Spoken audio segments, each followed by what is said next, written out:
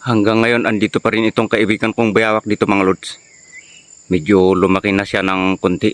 Yon. Nakatingin lang siya sa akin. Ito po yung kahoy dito sa gilid ng luya farm ko na pinutol ng bagyo. Yon. May butas dyan sa pinakagitna kaya ginawa niyang bahay niya. Pinabantayan niya yung tanim kong luya dito kaya hanggang ngayon berding-berde pa rin itong mga tanim kong luya dito. Yon.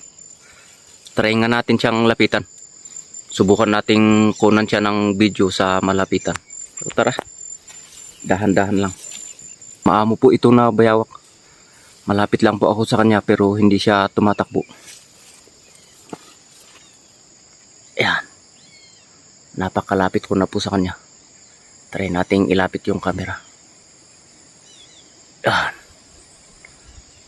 Medyo blurred. Yun. Pumapasok na siya.